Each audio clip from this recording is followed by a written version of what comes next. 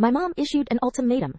Anyone who wanted to marry me had to pay 50 yuan.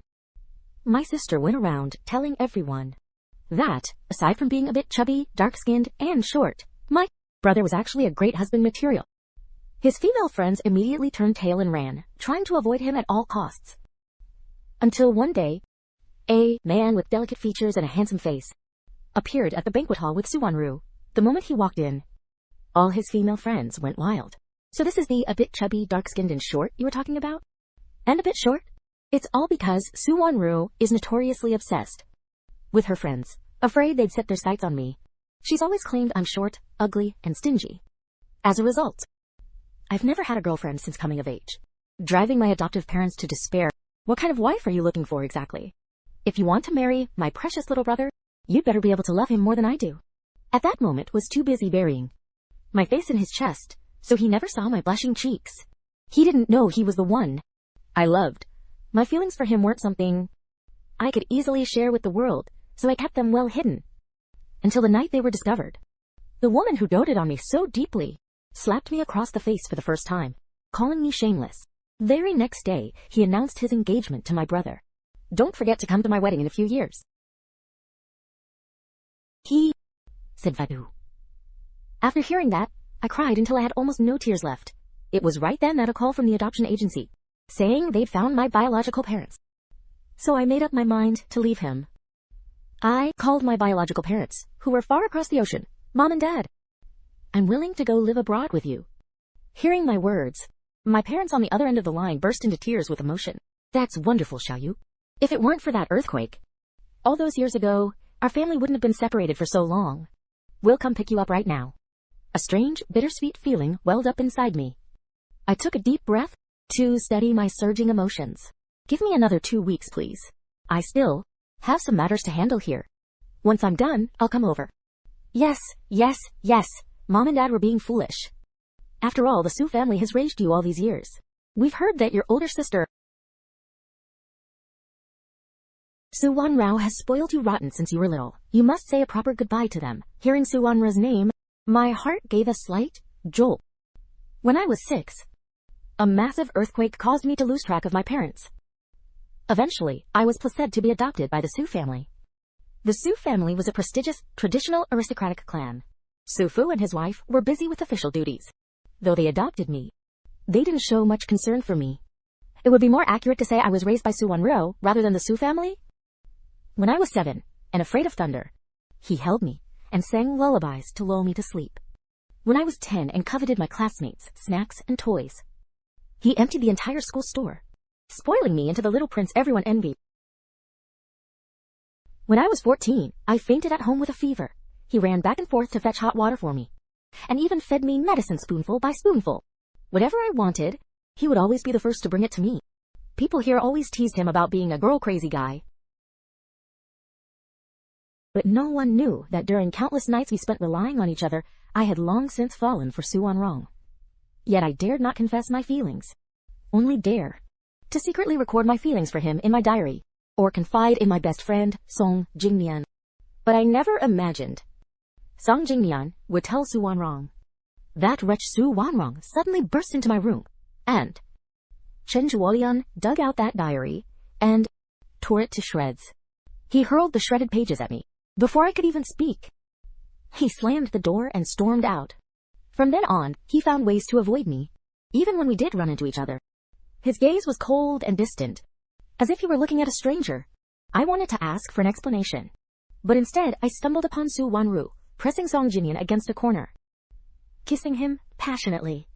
I realized that perhaps many things had already been predestined by fate. The outcome was inevitable. There was no future for Suwon-Rao and me. It was destined that all these years I'd spent in the Su household were nothing but a fleeting dream. Now I should return to my original path. So I made a decision. I decided to return to the home that truly belongs to me. And I decided to let go of the feelings I'd harbored for Suwon-Rao all these years. That day, I went downstairs early. Seeing my adoptive parents bustling about and inviting me to eat breakfast, I smiled sweetly, walked over, sat down beside them.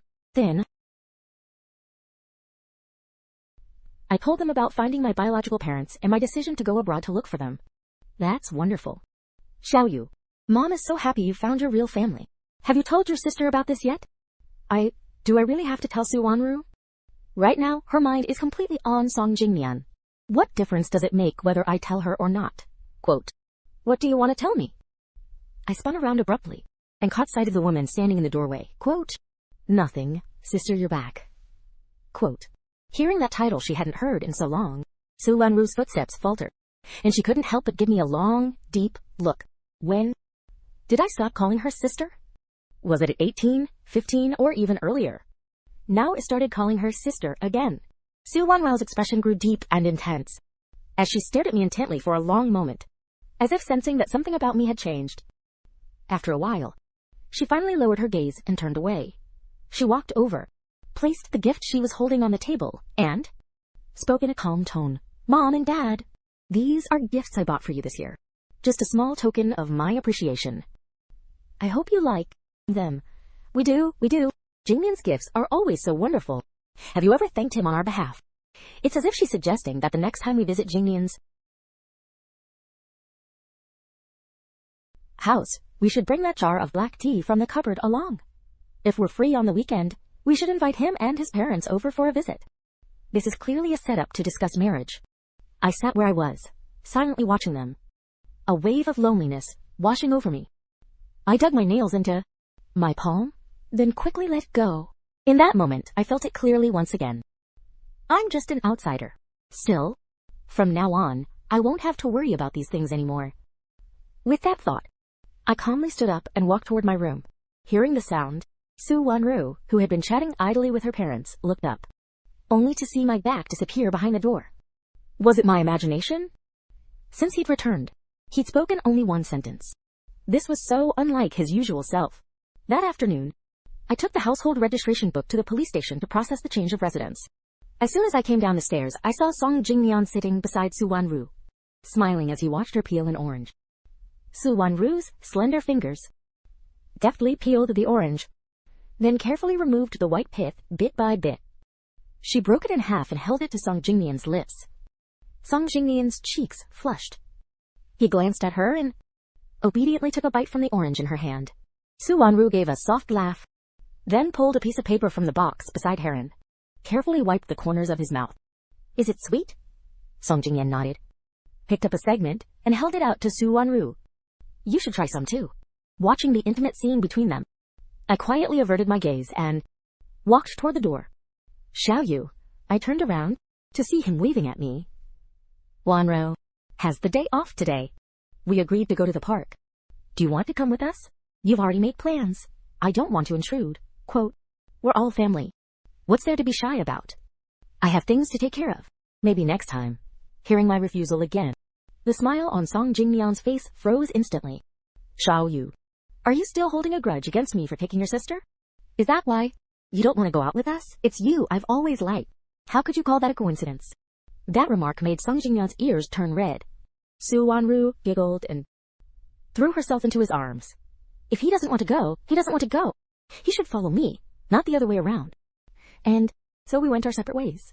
I politely said goodbye to the two of them and turned to walk out the door. After completing the household registration transfer, I left the police station and headed to the racing club. One entire wall in the office was covered with the honors we'd earned, and photos from various races. As I looked at them, my eyes filled with emotion and reluctance. I never expected the farewell to come so suddenly. My mentor walked in from outside, patted me on the shoulder, and looked at me, mentor of 10 years. The reluctance I just suppressed welled up in my throat again. I pinched the palm of my hand and took a deep breath. Master, I'm going abroad. My biological parents have found me, and I want to settle overseas with them. That's wonderful news. Will you still race after you go abroad? Quote, racing has always been my dream. I won't just give it up like that. I'll continue in the future. Are you leaving right now? The country's biggest race is about to start. You have a great chance of winning the championship this time. I've already discussed it with my parents. I'll handle things here first before going back. There's still half a month left. Just enough time to finish this race. Only then did my mentor relax, patting me on the shoulder. I chatted with him for a while longer, and it was late by the time I picked up my bag and headed home. But when I pushed open the door, I found Song Jingmian was still there. Listening closely, I realized that they were discussing wedding arrangements. The styles of the outfits and wedding dresses were so numerous they made my head spin. I thought about asking Xiao Yu for advice. After all, we've been close friends for so many years, and he knows my tastes. Just as I said that, I stepped through the door. Xiao Yu, your brother-in-law is worried about this. Why? Don't you go with him to pick out the wedding items these next few days? I watched as a smile spread across Song Jingyan's face. But the moment our eyes met, in that moment, his kindness turned into a challenge. I thought for a moment, then refused. Sorry, I'm busy. I've got things to handle at the club. I only have half a month left. Before I leave, there are still a lot of loose ends I need to tie up. I just can't go shopping with Song Jinlian. But the moment the words left my mouth, the atmosphere instantly turned heavy. Your best friend is getting married. Can't you put your own affairs on hold for a bit? It's settled then. I'll go ask for time off for you tomorrow. If he were Tone Elder and forced me to take time off, what right did I have to refuse? Hearing this, a bitter smile tugged at the corners of my lips, and I said nothing more. In the days that followed, I had no choice but to put everything else aside and devote myself entirely to helping Song Jingyan pick out wedding items. I thought he'd just browse through the department store, but instead, he dragged me from the south end of the city to the north. From a wedding dress to a single wine glass, he wanted me to make every decision. Sis, I suggested. Why Don? Tab, you have him sent to ask Suan-ro? He scoffed. Why ask? Your sister? She's so busy. She doesn't know anything except how to give me money. You're the one who really understands me. Last time I asked him to accompany me to pick out wedding rings. He went and had an entire display case of rings delivered to my house, telling me to pick whatever I wanted. He teased me about it, but his eyes were full of unhidden pride. I listened silently. And the reaction I'd expected reaction. Just as Song Jingyan was about to say something, his peripheral vision suddenly caught sight of a woman at the door. Wan Ru, why are you here? I looked up and saw him run over and throw himself into Su Wanru's arms. Didn't you say you were going to the mountain temple outside the city to pray for blessings? I took a few days off work to pick you up. Xiao Yu has been keeping me company these past few days. Why don't you come with us? Su Winro didn't even glance at me. She simply picked up the things she'd bought and walked toward the exit. As the distant toll of the temple bells echoed, the thick fog gradually cleared, revealing the mountain scenery outside the temple to everyone. I kept my head down, staring intently at the stone path beneath my feet as I walked step by step toward the exit. What is this? A sudden voice interrupted my thoughts. I looked up and saw Song Jingyan standing before a Bodhi tree, carefully examining the wish tags hanging from its branches. May Xiao Yu enjoy and joy. May every year be filled with goodwill. May Xiao Yu be blessed with good fortune and freedom from illness in this life. May all those he desires be kind-hearted. May my boy, Xiao Yu, be safe and sound day and night, year after year. Believer Su Wanro. Yet as I looked at these wish tags, my heart trembled slightly, and my thoughts drifted further and further away. Ever since that massive earthquake, my health has been poor. A minor illness every 3 days. A major one every 5. To help me recover sooner, Suanru would come to the temple every week, to hang these wish strings for me, praying for my safety. I never imagined that over the years, Suanru would have hung so many. Now, these wish strings still hang on this tree. Yet Suanru and I can never go back to the way things were. The bond between you two siblings is truly strong. It makes me feel like a spare part. Song Jingyan could read no further. His face turned cold as he turned to leave. Don't make a fuss about being a spare part. You are my husband. He is just my younger brother. If you're unhappy, I'll have them taken down. With that, Suanru turned and ordered her attendants to tear down every single wish tag from the tree. One after another, the tags fell to the ground, trampled underfoot and smeared with mud. Soon, the tree was once again covered with new wish tags, all inscribed with love notes Suanro had written specifically for Song Jingyan. Only then did Song Jingyan smile again, a smile. He shot me a smug glance. Won't Xiao Yu be upset if you do this? How could a little brother compare to a husband? This finally cheered Song Jingyan up. On the way back to the city, he clung to Suanro the whole time. I was sitting in the back seat, closing my eyes and getting ready to rest, when suddenly the car sped up sharply. I opened my eyes, just about to ask what was happening, when a thunderous crash rang out in my ears. The car suddenly stalled, crashed through the guardrail, rolled over several times, finally came to a halt, wedged tightly in a ravine. My head slammed hard against the seat back. My vision went black in waves. When I regained consciousness, I found myself completely pinned to the seat, my arm pierced by a tree branch, with Sung Jingnian lying unconscious beside me. He seemed unharmed. He'd simply fainted from the shock. Su Wan reacted quickly, smashing the window and crawling out first. He coughed several times before regaining his footing. He glanced at me in excruciating pain and at the unconscious Sung Jingnian. Then, in an instant, hoisted Sung Jingnian onto his back. "I'll take Jingnian first. I'll send someone to get you later," he said, without looking at my expression. He hoisted Sung Jingnian onto his back and hurried away, as if terrified that the slightest mishap might befall him. In that, I told myself I would never cry for him again. From then on, I would live only for myself. But as I lay alone, pinned beneath the car in the valley, I couldn't help but recall the earthquake from all those years ago. Back then, I too had been buried under the rubble. In the pitch-black underground, there was nothing but me. I was trapped for 3 days and 3 nights, before being adopted by the Su family. Every day, I dream of those days of the earthquake, and I cry until I tremble beneath the covers. Back then, Su Wanru would always rush into my room, hold me tightly in her arms, and say, "Don't be afraid. Be a good girl. Your big sister is here. I'll never let anyone hurt you again." But now, I watched helplessly as she drifted further and further away, until she finally vanished completely from my world. As the sky grew darker and darker, I still didn't see Su Wanru. I gave a bitter smile, mustered my last ounce of strength, ignoring the pain, struggled to crawl out of the rubble. Then, clenching teeth, I yanked the branch embedded in my arm out with all my might. And inch by inch, I crawled my way out. I don't know how long I crawled.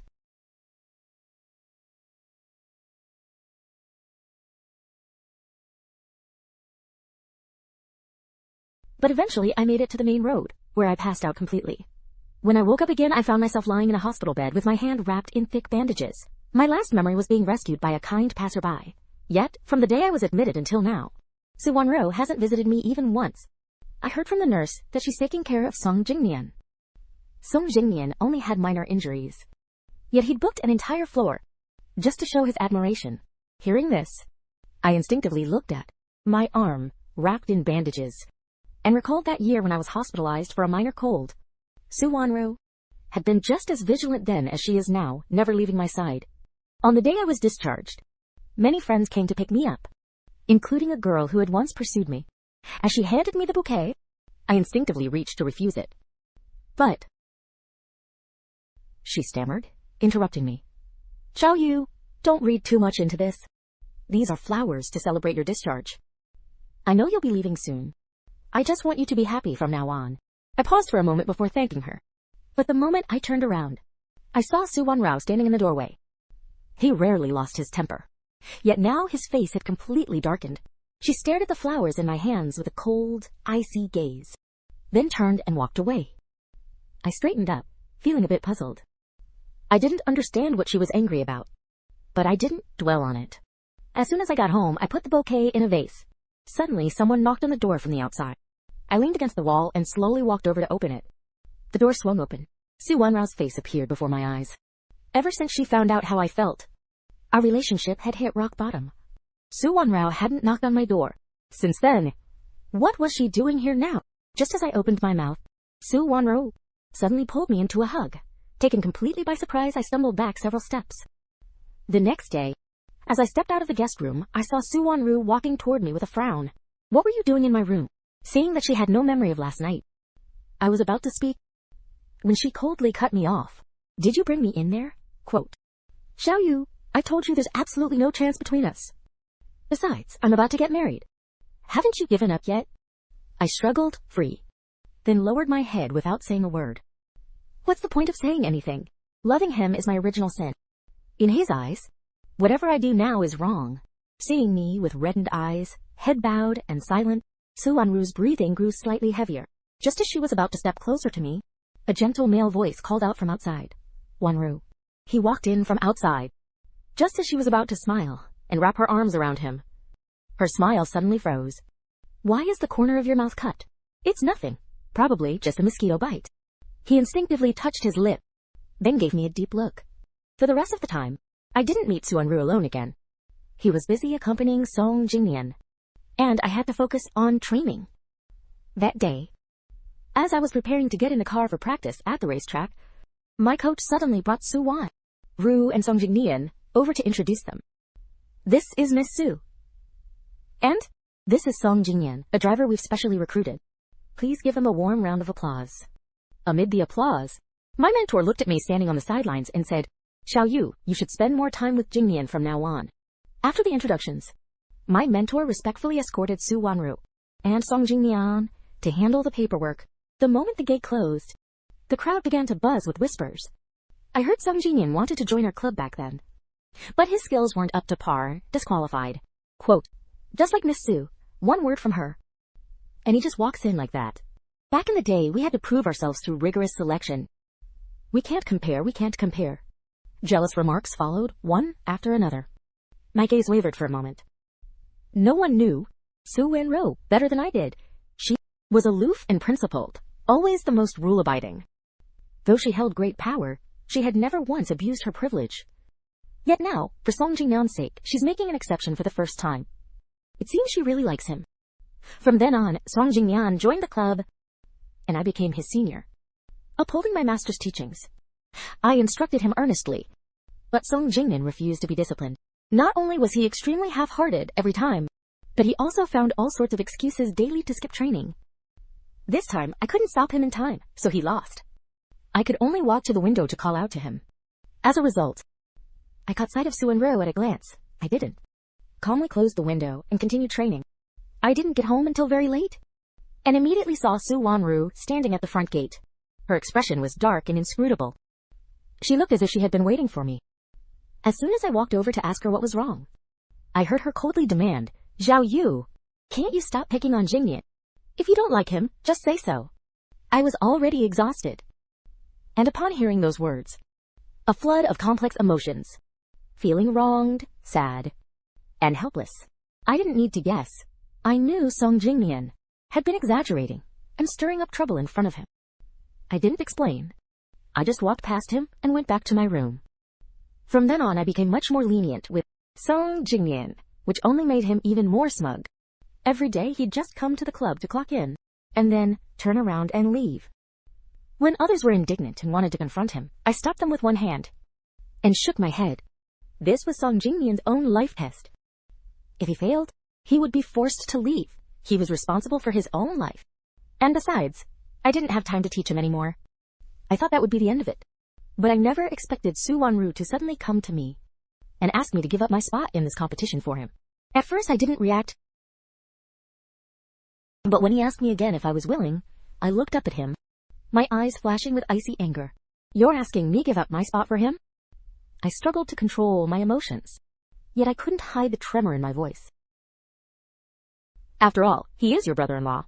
And besides, it's just a spot in a race. Is it really that important?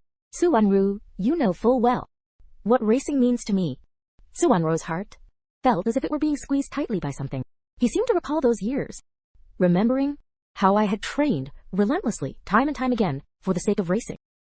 His hand clenched. But in the end, he said nothing more. He turned and walked away in silence. Ever since Song Jingyan joined the club, because of a single remark from Su-wan Ru, the club had gradually split into two factions. One faction, led by me, fought for our own goals. The other, led by Song Jingyan, neglected training all day long, thinking only of how to curry favor with Song Jingyan so that he would speak well of them to Su-wan Ru and secure more perks. The two factions had never clashed head-on until after practice today. Xiao Yu, there's something I don't quite understand. Could you teach me?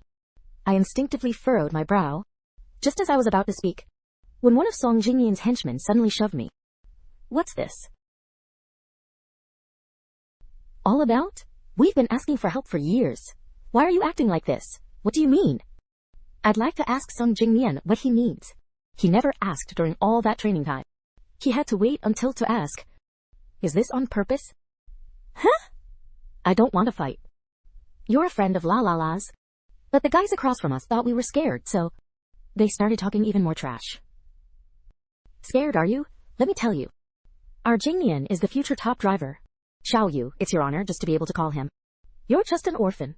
If you make Jingyan unhappy, watch out, he'll kick you out. As they were talking, I don't know who threw the first punch. The two groups instantly tangled together. They started fighting fiercely. In the chaos, Song Jingyan suddenly appeared beside me and shoved me hard. I was already standing at the edge of the platform, just as I was about to fall. I grabbed Song Jingyan and pulled him down with me. The two of us tumbled off the high building. Screams erupted all around. The scene descended into total chaos. When Su Wanrao rushed over, we were just about to be wheeled into the operating room. Seeing the state the two of us were in, Su Wanru turned pale.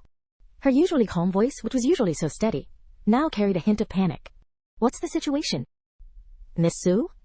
Mr. Jiang and Mr. Song both fell from the platform. Both have broken legs. Moreover, Mr. Jiang was pinned under Mr. Song, so his condition is more serious. Currently, there is only one specific medication for treating broken legs. But Mr. Song will be fine even without it. Before the doctor could finish his sentence, Su Wanrao cut him off with a resolute tone. Hearing that resolute tone, having just woken up in agony, I felt as if struck by lightning. He clearly knew how important legs are to a race car driver. The doctor had explicitly said that, even without the medicine, my legs would be fine. I forced myself to endure the pain, mustering my last ounce of strength to cry out for help. Sister, please, I'm begging you, give me the medicine, okay? It doesn't matter if you don't like me. It doesn't matter if you left me down in the valley for a day and a night. But you know perfectly well to me, I can't lose my legs. I still have to pursue my dreams. I begged until I finally broke down, sobbing. Huge, crystal-clear tears rolled down my pale cheeks. Seeing the boy who had never cried, no matter how severe his injuries, I couldn't help but break down in tears. Su Wanru's hand, resting by my side, clenched unconsciously, just as she was about to speak. Song Jingyan, who had fainted beside me, was also jolted awake by the pain. Remembering the agony in his legs from the fall, he too cried out in terror. Wenrao, my legs hurt so much.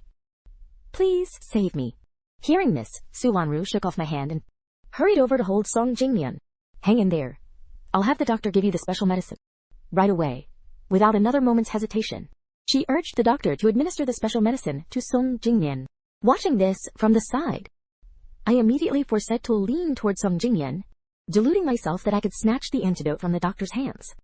But my fractured legs dragged my body down, leaving me unable to move. The cold needle tip pierced Song Jingyan's legs. I watched helplessly as the antidote flowed into his body, drop by drop. 3 days later, I finally regained consciousness.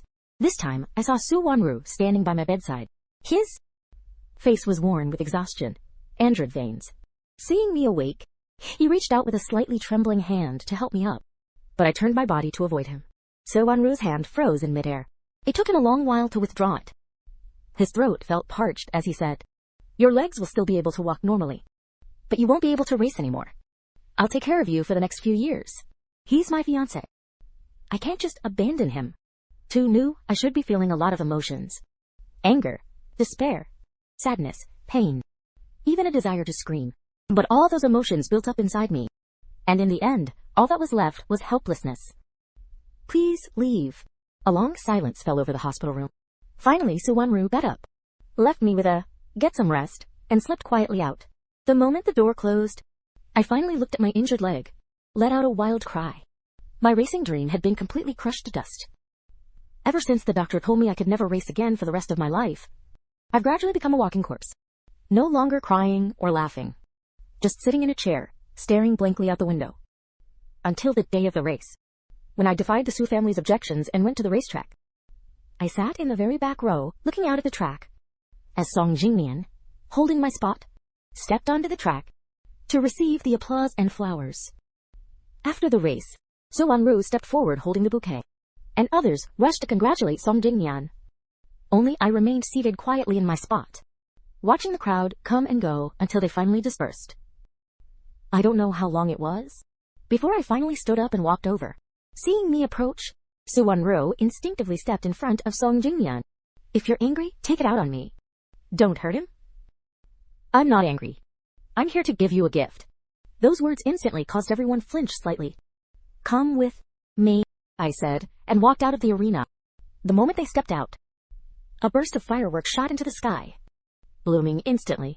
petals rained down like a shower, and one firework after another lit up the sky. A flicker of confusion crossed Suwon-Ru's eyes.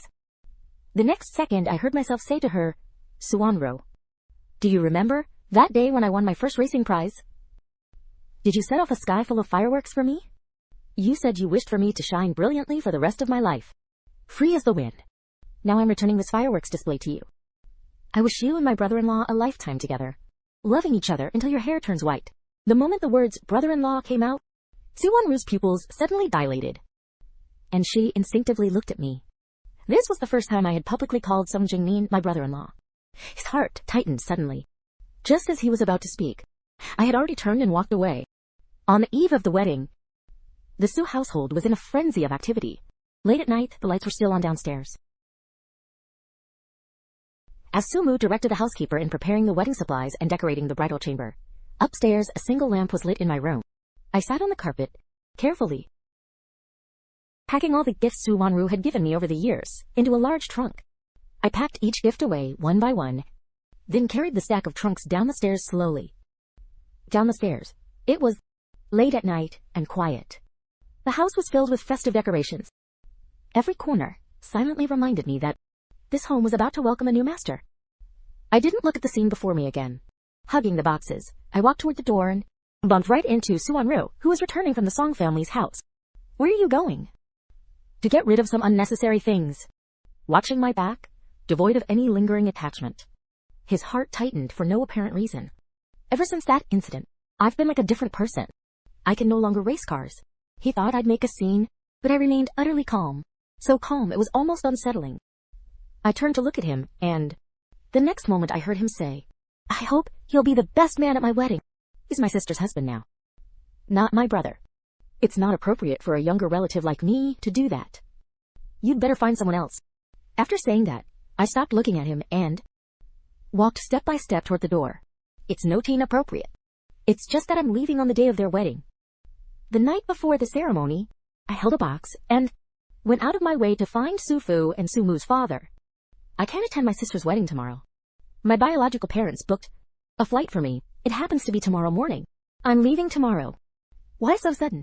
If it weren't sudden, I would have left long ago. Inside is the money I've saved. Over the years, it's exactly enough to repay the money the Su family has spent on me. I smiled and shook my head. I took a thick stack of envelopes from my pocket and handed them to them. Uncle and aunt shook their heads repeatedly at the sight, trying to shove the money back into my hands. But I firmly pushed it back. "Please, you must take this." Then I knelt on the ground and, solemnly, with all my strength, kowtowed 3 times toward the 2 elders. "Mom and Dad, thank you for your care and support over these past 15 years. The kindness you've shown me will stay with me forever. From now on, I won't be able to stay by your side often, so I hope you stay healthy and live a long, happy life." I looked up, tears welling in my eyes. Noticed a trickle of blood on my forehead. On the day of the wedding, Suwon-Ru was supposed to attend the ceremony, but he hesitated to move. Instead, he kept pacing by the door of the room, staring at the closed door before him. Suwon-Ru's heart suddenly grew hot. He felt he simply couldn't leave. If I left, I would lose something very important. "What's wrong, sis?" I pushed the door open and saw Suwon-Ru standing at my door. The determination and coldness in his eyes made my heart skip a beat. "Why don't you come with me?" What would I be doing there? To watch him and Song Jingmin show off their affection? I instinctively glanced at the watch on my wrist. I don't have time for that. I still have some things to take care of. "I'll go straight to the wedding later. I'll wait for you there." Suwon-Ru was about to speak again when Uncle Su downstairs began urging him on. Won-Ru cut her off just in time. Faced with my refusal and Uncle Su's urging, Suwon-Ru still hesitated to leave. It wasn't until the urging grew louder that he was forced to suppress the panic in his heart. "Come find me before the wedding starts. I have something to tell you." I didn't respond. I lowered my gaze indifferently. But Suwon-Ru seemed determined to get an answer from me, repeating those crucial words once more. "You must come find me." Seeing that he wouldn't leave unless I responded, I had no choice but to lie and nod. "Okay, I understand." Those words finally put Suwon-Ru's mind at ease. Only then did he release his grip on the door and turn to leave. I watched him go downstairs and get into the wedding car. followed by everyone else getting into the cars behind. Finally, the wedding cannons boomed, and the wedding car gradually away, shrinking bit by bit in my line of sight, until it finally vanished. Happy wedding, Suwon-ru. Goodbye. With that, I picked up the suitcase I'd packed long ago, went downstairs, stepped out the door, and walked step by step toward the airport. My back was resolute. I never once looked back. The wedding of the Soo and Song families was major news in the capital. Countless people had come out early to line the streets where the wedding car would pass, waiting for the Soo family to toss confetti to both sides. Words of blessing followed one after another. But inside the wedding car, Suwon-ru, however, couldn't help but feel inexplicably downcast. He recalled the sudden flutter of his heart this morning at my doorstep, and his heart began to race again. He couldn't shake the feeling that something had gone wrong, because the Soo family held a higher social standing than the Song family. Suwon-ru had come personally to fetch the bride. The Soo family didn't care about ancient traditions. They simply wanted the public to know that Suwon-ru marrying Song Jin-in was a blessing for the Song family, that their daughter was marrying down, rather than climbing the social ladder through a so-called marriage of convenience with a wealthy family. The Song family had similarly decked out their home with lanterns and festive silk banners. Song Jin-in's groomsmen stood on the balcony, watching for the Soo family's wedding procession. Finally, the clock struck 11. The Soo family's wedding procession gradually came into view. The man excitedly rushed over to Song Jin-in's side. She's here! She's here! Miss Soo has arrived! After a burst of music and fanfare, Suwon-ru finally carried her upstairs to Song Jin-in's room. Seeing Suwon-ru in her wedding dress before him, Song Jin-in couldn't help but feel overwhelmed with emotion. He was finally going to marry Suwon-ru. After some playful banter, Suwon-ru and Song Jin-in boarded the wedding car as planned, headed for the banquet hall. All the way there, Song Jin-in kept observing Suwon-ru. He wasn't sure if it was just his imagination, but he felt that ever since the wedding procession began, Suwon-ru had seemed distracted. He reached and gently tugged at her skirt. Won-ru! What's wrong? Is something bothering you? You don't seem very happy. Last night, thinking about getting married today, I was so nervous I didn't sleep a wink. Only then did Song Jin-in stop worrying. He gently wrapped his arm around her shoulders. The wedding car pulled up in front of the banquet hall. The two of them went into a private room to rest, and chatted for quite a while, before Suwon-ru finally got up and stepped outside. Remembering what she had told me this morning, he hurriedly called the butler, telling him to fetch me. Before I arrived, his mind suddenly went blank. He wanted to tell me, from now on, Song Jin-in is my brother-in-law. No matter how I feel inside, I mustn't show it in front of Song Jin-in. After Song Jin-in moves into the Soo household, I can still live at home. I don't have to move out. In his heart, I'm still his younger brother. He'd thought of so many things to say, and rehearsed how he'd broach the subject when he saw me. But when he saw that the butler was alone, all the words he'd prepared turned to panic. Where's Xiaoyu? The butler opened his mouth, unsure how to begin. Just as Suwon-ru had sent him to find me, he happened to run into Sufusu on her way upstairs. Upon hearing his errand, Sufusu exchanged a glance with him. Calculating the time, I should be on the plane by now, and the wedding is about to begin. Suwon-ru comes looking for me at this moment. She's bound to discover something troubling, and it will certainly delay the wedding. So they had the butler lie to Suwon-ru, saying I'd had a sudden leg cramp and had to go home to rest. To fool Suwon-ru, they even brought out a note I'd written before but never shown him. It was in my handwriting, saying I wasn't feeling well and was going home first. Suwon-ru took the note. Her brows furrowed, feeling something was off. Just as she was about to speak, the wedding was about to begin, and the bride needed to get ready. Suwon-ru withdrew the foot she had been about to step forward with, and walked toward the wedding venue. The butler watched her retreating figure and quietly let out a sigh of relief. The gentle strains of a piano began to play. Suwon-ru looked at Song Jin-in at the far end of the stage and slowly walked toward him. Song Jin-in couldn't hide the smile on his face, but for some reason, he suddenly wondered what he would look like in a groom's suit. I've always been a bit of a troublemaker. I probably wouldn't wear a formal suit. Instead, I'd wear my favorite black and gold. I wouldn't be waiting for him to come to me like Song Jin-in is, but would stride toward him with a light step. My face wouldn't bear a shy smile like Song Jin-in's, but would instead break into a confident, radiant grin. Then I'd casually slip my arm around his shoulder. Perhaps she was too lost in her fantasy. For when she boldly asked him if he'd be willing to marry the groom standing before her, she instinctively blurted out my name. She was still holding a microphone. and the sound system carried his voice throughout the banquet hall. The guests were first taken aback, then began to whisper among themselves, "Isn't Xiao Yu the Su family's Yang Zi? How could Miss Su mention Xiao Yu's name?" The parents of both families, seated in the front row, looked even more stern. Uncle Sum instinctively glanced at him, growing increasingly anxious. How could his daughter make such a blunder at this critical moment? The groom's father and mother also frowned, turning to Uncle Su Mu beside him for an explanation. On stage, hearing Su Wanru shout his name, Song Jingmian's face went pale. He clenched his trouser leg tightly, spoke in a trembling voice. "Wanru, what are you saying?" He instinctively reached out to grab Su Wanru's hand. They were just one crucial step away from becoming newlyweds. Why did he call out Xiao Yu's name? In the past, Su Wanru would have immediately realized what was happening and brush off this little incident, but now he was staring at the guests below the stage. Some were strangers, some familiar, but none of them were the figure he was searching for. The next moment, ignoring the crowd's shouts, he charged straight off the stage and ran toward the exit.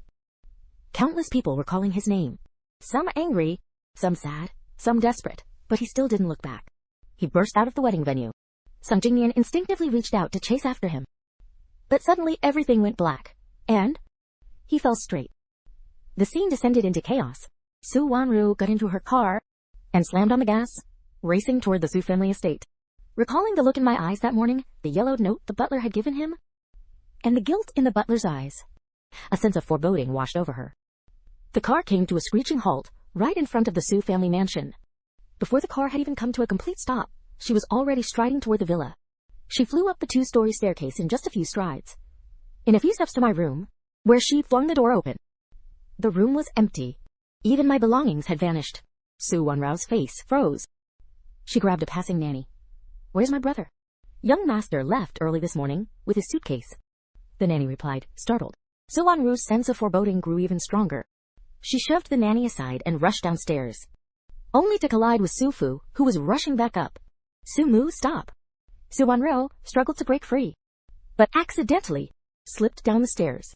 Su Fu witnessed the scene, closed his eyes, and nearly fainted.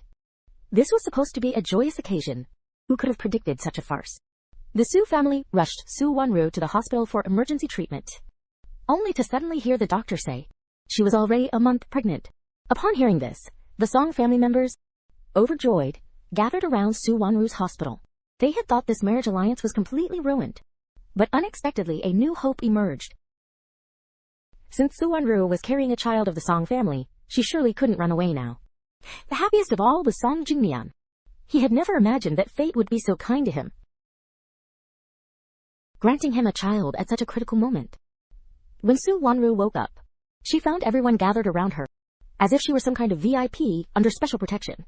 "Wanru, you're pregnant now." "You, re-pregnant. You can't take any risks. Now that you're awake, go apologize to Jingmian. You ran off during the wedding, causing everyone to speak ill of him. How could Su Wanru possibly agree to go? He's looking for me. He needs to know where I've gone." Su Wanru sat up in her hospital bed, determined to go out and find him. But Su Fu wouldn't give her a chance to look for him.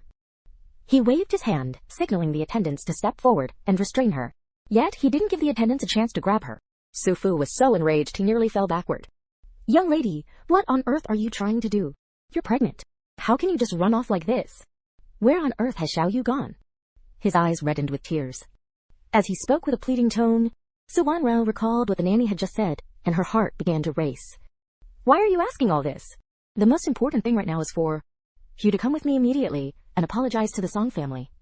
Seeing that her uncle wouldn't listen, Su Wanru tried to step around him and head for the door. "Stop her!" A crowd surged forward, forcibly pushing her in front of Song Jingmian. "Do you have any idea what day this is? You ran away from the wedding.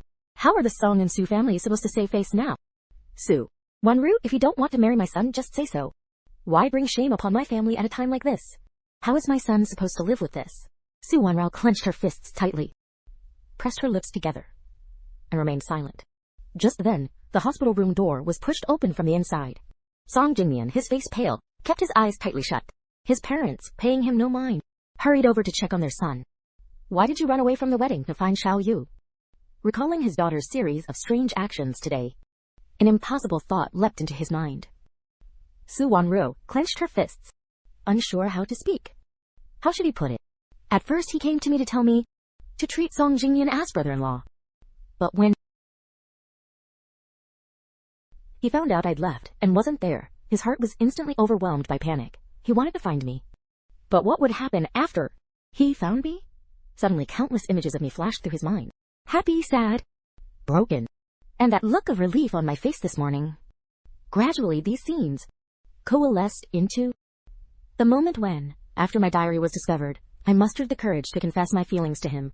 Sister, I like you? A ringing sensation filled his ears, and he couldn't help but place his hand on his own heart. Go find Xiaoyu. Had she suddenly realized she'd fallen for him? After all, he'd been through it himself. Seeing his daughter like this, the thought that it was impossible was on the tip of his tongue. In the past, Su Wanru would have denied it immediately. But today, when he didn't see me at the wedding and didn't find me at home, panic gripped him, and he wanted to find me right away. That affection he'd buried deep within himself long ago had broken through the soil once more, growing into a towering tree. He's your younger brother. How could you harbor such feelings? The words he had once spoken were repeated by his parents 3 years later. A wave of sadness welled up from his heart. Today he finally understood just how hurtful those words truly were. It's just a crush. Just a secret crush. You never even spoke a word. Even if you like him that much, it's useless. Xiaoyu left the country long ago to find her biological parents. She'll never come back. Xiaoyu found her biological parents. Why not tell me? Why did you keep it from me? Don't you know what you've done? Su Wanru's face turned pale. She recalled how, over the past month, he had torn down the wish ribbon he'd hung for me just to please Song Jingyan, leaving me alone in the mountain ravine. He even gave the only miracle drug to Song Jingyan, ensuring I could never race again. His face grew paler and paler. His steps faltered. He nearly collapsed to the ground. The scenery blurred. All she could hear was the chaotic pounding of her heart and her own ragged breathing. I don't care what you used to think. You're married to Jingyan now. You're gonna be a mother. Put those old ideas aside and live a good life with Jingyan. Although Su Wanru had run away from the wedding, everyone, including both the Song and Su families, had tacitly accepted Song Jingyan as a son-in-law of the Su family. Su Wanru opened her mouth to say something, but suddenly everything went black. She collapsed straight to the ground. When he came to, he saw Song Jingyan sitting beside him, weeping uncontrollably. Today's events had dealt him a crushing blow. The most important moment in a person's life is their wedding. Yet the woman he loved had run away to marry someone else. How could he ever face the world again? On top of that, he had fainted at the wedding, and Su Wanru had been diagnosed with pregnancy. The doctor had just told her that due to the immense emotional shock, she... At this thought, his weeping grew even more heart-wrenching, and his resentment toward me deepened. Ever since childhood, he had always fallen short of me in every way. Although the Song and Su families were of similar social standing, his parents still envied the Su family. They forced him to curry favor with me, hoping to reap benefits from the Su family, while everything in the Song family was reserved for his younger brother. He had nothing, not even a choice in his marriage partner, who had to be someone who could benefit his brother's future. At first, his parents had chosen a temperamental, divorced, wealthy woman for him. It took him crying, throwing tantrums, and even threatening to kill himself to make them give up on that idea, to put an end to their meddling. He had no choice but to take matters into his own hands. Coincidentally, I had secretly confided in him that I liked Su Wanru, although I knew I was merely the Su family's adopted son. To outsiders, this situation seemed perfectly reasonable, so he immediately told Su Wanru. Originally, he had only intended Tommy delusions of social climbing. Unexpectedly, Su Wanru, in order to completely crush my hopes, actually asked him to act along with her. He naturally seized this opportunity. After all, compared to the marriage prospects his parents had chosen for him, Su Wanru really did have a much better attitude. So he would cry and put on a show in front of her, pretending to have her best interests at heart. Su Wanru couldn't help but fall for his act. Once, twice. Eventually, they got married. But who would have thought that Su Wanru would actually run away? This undoubtedly humiliated him. His parents also felt ashamed that he hadn't been able to keep Su Wanru, but in front of the Su family, they still put on a pitiful act to make the Su family feel even more guilty. In the past, Su Wanru would have surely pulled him into her arms to celebrate, but now he just stared blankly at the ceiling. This scene made Song Jingyan even more dissatisfied. although he knew they had initially been together, because Su Won-ro wanted to use Hyman, make me give up on him so I'd stay away from him forever. But now that he's given her everything, they're even married, she's still thinking of me.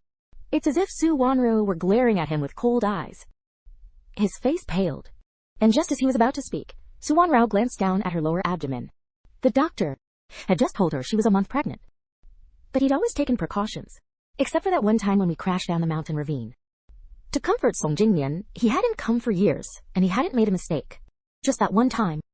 If I hadn't left, it wouldn't have been so bad to have this child.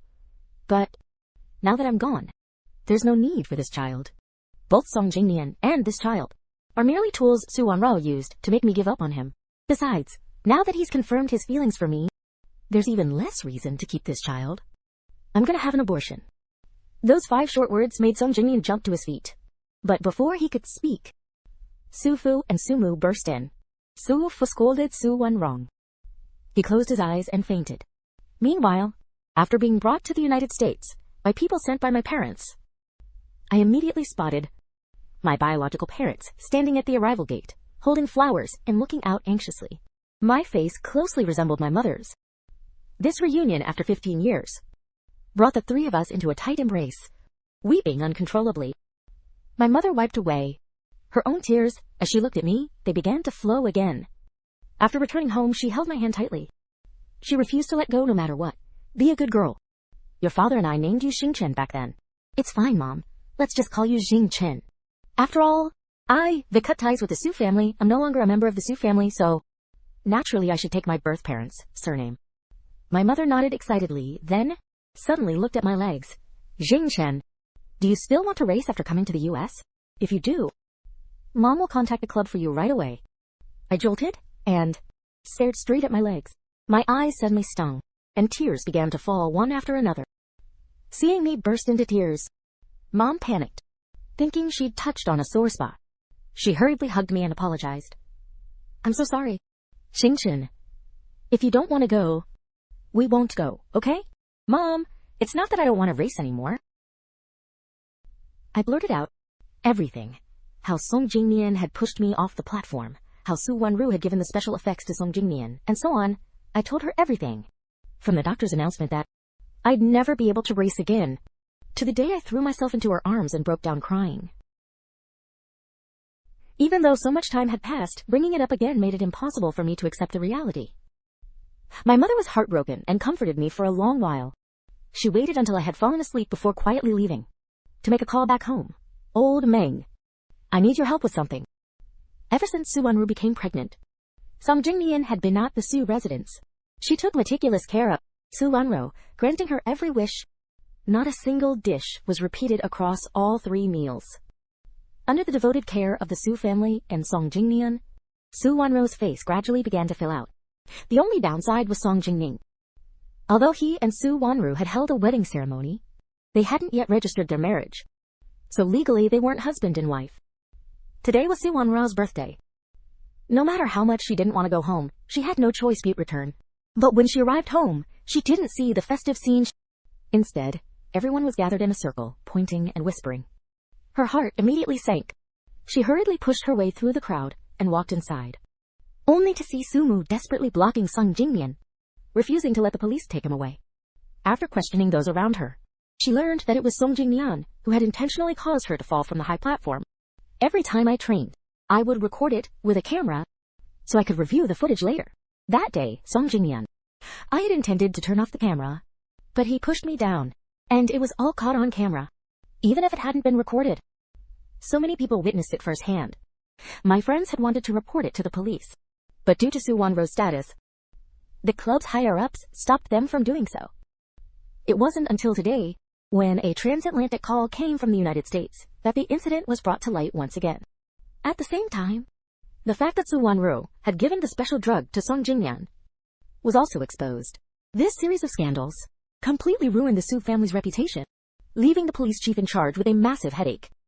Just then, a horn sounded from behind the crowd. Everyone turned to see a stern-looking middle-aged man walking down the aisle, heading straight for Su Won-ro. He produced a special warrant and said, Su Won-ro, you are suspected of framing someone. Come with us. "Come with us," he said. Without waiting for her consent, he motioned to the officers behind him. Several of them rushed forward, forcibly escorted her into the car.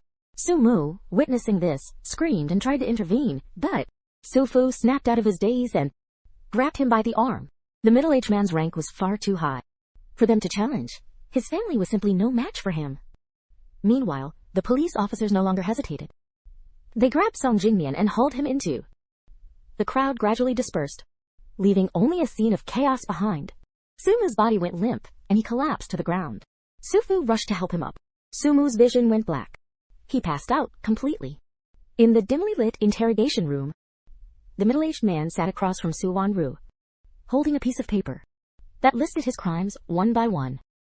The more Su Wanru listened, the more familiar it all sounded. It felt as though these were the very things he had done to her. He had once asked Sumu about the identity, but they had avoided the subject as if terrified. When the middle-aged man mentioned that he had given the special medicine to Song Jingmian, causing the ambassador's son, Zhao Yu, to be unable to race for the rest of his life, she finally confirmed that the ambassador's son was me. She tried to stand up in excitement, wanting to confirm this fact with the man in front of her, but the attendants behind her held her down firmly. The middle-aged man gave her a cold glance and announced her punishment. While on the other hand, Song Jingmian's situation was even more dire than Su Wanru's. Their investigation revealed that Song Jingmian had intentionally harmed others on more than one occasion. Besides me, several other people he disliked had also fallen victim to him. Although the Song family was powerful and could have protected him, he had committed so many crimes and provoked the wrong person. They simply gave up on defending him. In the end, the Song family paid a large sum of money to the victims to settle the matter. Enraged by this, the Song family vented all their fury on Song Jingmian, severing ties with him and leaving him to fend for himself. In the end, it was Mrs. Su who stepped in to bring him back home. In the past, Mrs. Su had been quite fond of Song Jingmian, finding him gentle and sensible, someone who could bring a smile to her cold, aloof daughter's face. Whenever he visited, the house would be filled with laughter. Now, however, having seen the terrible things he'd done, she couldn't bring herself to look at him kindly. Just seeing him gave her a headache. In the end, she sent Song Jingmian to a house next door, assigned several nannies to look after him, and instructed them to simply keep him alive. Nothing else mattered.